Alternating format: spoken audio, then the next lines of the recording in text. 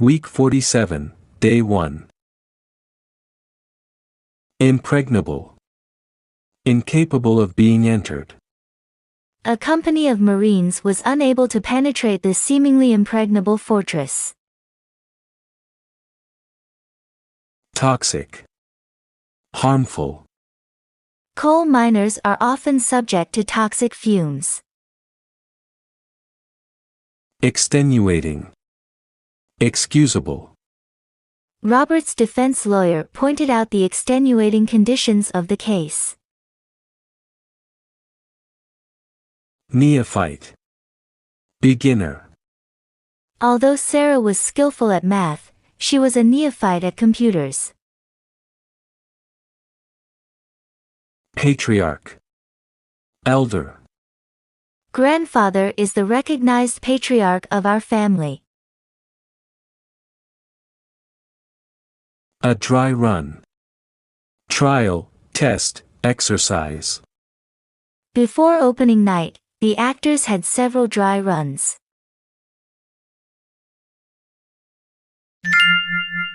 Titanic Mystery.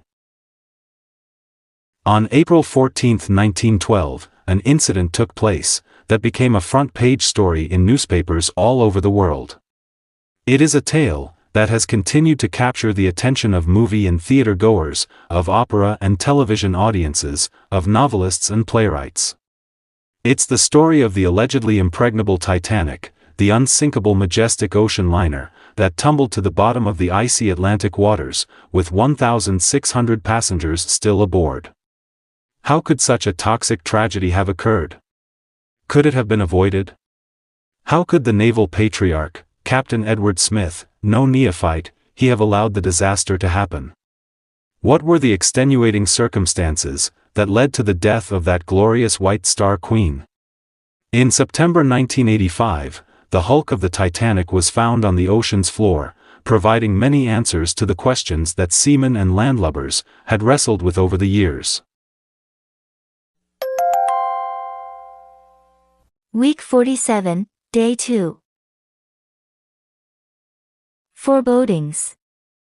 Premonitions, evil omens. Caesar's wife had foreboding about danger facing her husband. Emanating. Coming from. The rulings emanating from the local court were cheered by the conservatives. Miscreant. One who behaves badly. The class miscreant was made to remain after school. Protocol. Forms of ceremony. Failing to follow protocol got Sophia into trouble at the office. Circuitous. Roundabout. Cindy took a circuitous route home to avoid the class bullies. To throw someone a curve. To do the unexpected. When I least expected it, Helen threw me a curve.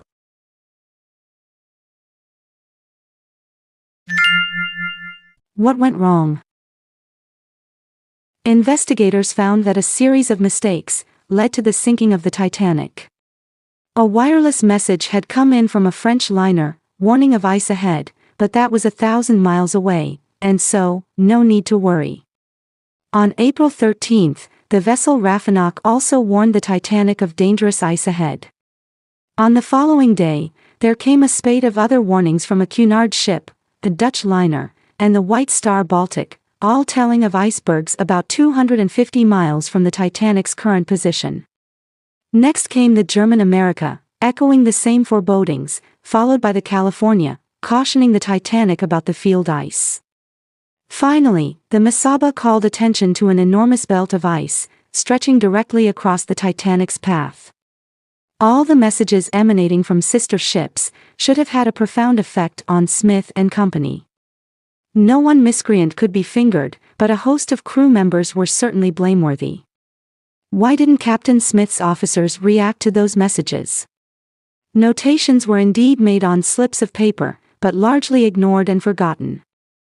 There was no standard protocol for the handling of such messages. If there had been, Captain Smith would certainly have taken a circuitous route, so as to avoid the dangerous icebergs. Week 47, Day 3. Knell. Sound of a bell. When the knell sounded, the students closed their books and their minds. Macabre. Gruesome. Some critics were unhappy about the bloody macabre scenes in the movie.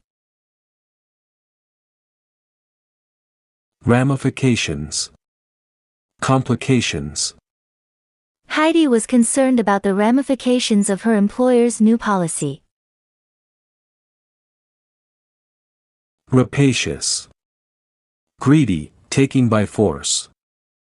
The rapacious dictator used mustard gas against his enemies. Insurgent. Rebellious. Additional troops were dispatched to deal with the insurgent threat. To cross the Rubicon. A limit that allows for no return. When I crossed the Rubicon by signing the contract, I knew I could never go back on my commitment.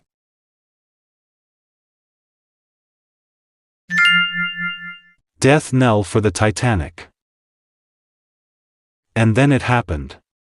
White in its innocence, a monstrous iceberg smashed into the luxury liner, ripping an ugly gash of 250 feet along the starboard, and causing a fatal wound.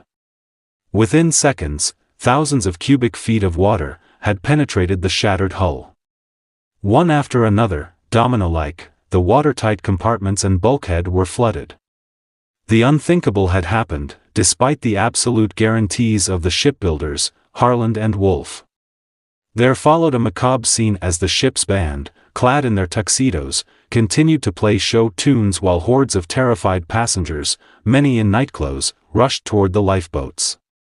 The crew called out, "Women and children first," but their lack of an orderly plan for loading would have profound ramifications. In fact, some boats that could hold 30 were sent into the Atlantic with only a handful of people, generally first-class passengers. As panic began to take hold, the realization that there weren't enough lifeboats exacerbated the situation, bringing out the worst in a rapacious few. Several insurgent males ignored the crew and jumped into descending lifeboats. It was an act of shame they would have to live with for the rest of their lives. Week 47, Day 4. Glut. Oversupply. Our choir has a glut of tenors and a shortage of sopranos. Risible. Laughable. What Harry felt was risible, Sally thought was pathetic.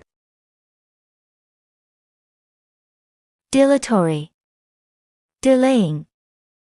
Umpires do not like pitchers who use dilatory styles. Specious. Deceptively attractive. In debating, specious arguments are rarely effective. Denouement. Outcome.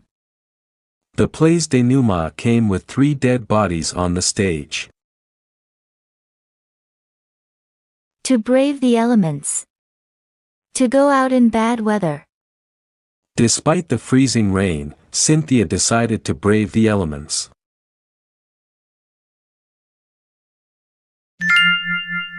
The lawyer's turn. As one might have expected, manifold lawsuits against the White Star Line began to crop up within weeks of the sinking and rescue.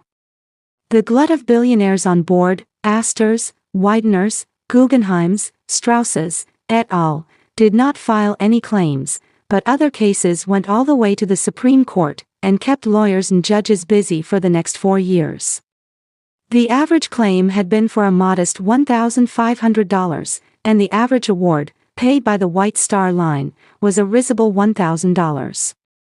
White Star's top-notch legal staff was accused of using dilatory tactics, tiring the claimants until they agreed to settle for a mere pittance. Their lawyers called many claims specious, and rejected them out of hand. The denouement of the story is rather sad. American and British maritime law had long given special protection to ship owners on the grounds that their business was such a risky one. And so there was a limit to the amount of money that White Star could be assessed. In the end, they paid only 4% of the $16 million originally demanded by the survivors, and were happy to close the books on the ocean disaster. We can imagine that if a similar tragedy were to take place today, the settlements would be in the hundreds of millions. Week 14.